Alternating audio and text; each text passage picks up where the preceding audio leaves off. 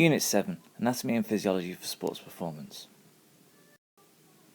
Okay, when we look at the muscular system, there are three types of muscles we're interested in.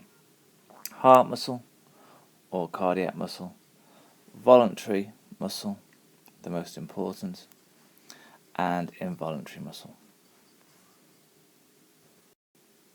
The heart muscle is also known as cardiac muscle. Okay, that's important. And there's a few key things to note about this. That it's only found in the heart, it never tires, contracts and relaxes at a fast rate, and the heart rate is controlled by the nervous system. Okay, you can't physically think, oh, I'm going to make my heart beat faster. It won't work like that. Voluntary or skeletal muscle, that is under your control, so you can move the muscles as you see fit. And it's probably a good idea to pause the video and learn some of these names. Pectoralis major, deltoid,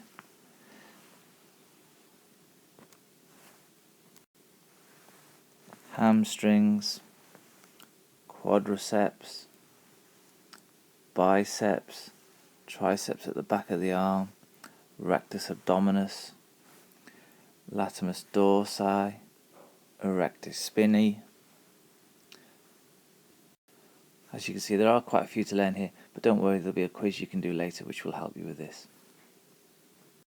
And the last type is involuntary or smooth muscle. Okay, not under your conscious control, so again you can't will it to happen, and it's often found in the digestive system, and it works like a wave and it helps push food along in the digestive system. Okay, we said before, voluntary or skeletal muscle is the most important. Okay, it's under our control and we decide how fast we contract it and how powerfully. So if you want to hold an egg without crushing it, you can, but equally you can hit a hockey ball as hard as you want.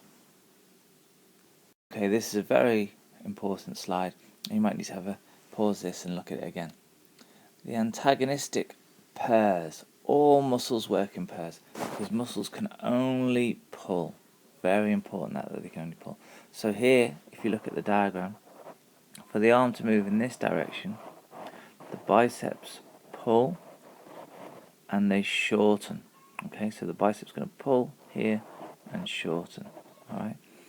But once your arm's up here, so your hand's here now, you can't move your arm back down again in this direction until the tricep, which is at the back here, until that pulls and shortens.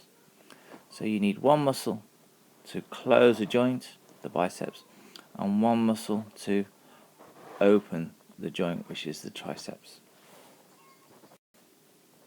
Here are some examples of some other antagonistic pairs. So this one here, the leg going up is the hamstrings, and to straighten the leg in this direction is the quadriceps. Here, if you want to bend forward, it's the rectus abdominis, the abdominals, and if you want to go back again or straighten up again, it's the erecti spinae. And there's another example with your neck, of the directions the neck can move in. Okay. There are three types of muscle contraction in the body: concentric, eccentric, and isometric. And the difference between all three is what happens to the length of the muscle. So in concentric, the muscle is going this way and shortening. In this way, the muscle is going this way and lengthening under tension. So lengthening under tension is eccentric. And here, the muscle is staying the same length, so it's an isometric contraction. In your skeletal muscles, you have three different types of fibers. First one we're going to look at is slow twitch fibers. Okay, they work aerobically, contract slowly, with not much force, but can keep going for a long time. Okay, so this would be good for the marathon, for long distance running, that kind of thing.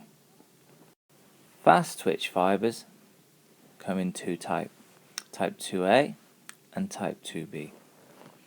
2A are higher speed with medium to high force, so they'd be good for the 800 meters, something that lasts about 2 to 3 minutes. Type B is our best for high speed and maximum force, for sprinting, that kind of thing. The only problem is they don't last for very long. You can only keep sprinting up at maximal force for about 10 to 20 seconds. This slide is quite important, and you probably want to read this section here first. So you might want to just read this first and pause the video now. Okay, this graph shows the important concept that the slow twitch muscle fibers always work. The fast twitch fibers can't work on their own, they always work with the slow twitch fibers. The only reason the body would use the fast twitch fibers is if the intensity of the activity gets harder. So as you want to run faster, say in a game of football, you want to get back into position quickly, you might start using your type A fibers here. These are good for 2 to 3 minutes, medium to high intensity. However, if you wanted to sprint into the box to score, you'd use your type B fibers here, which are very good for flat out high intensity, but really the activity can only last for about 10 to 20 seconds.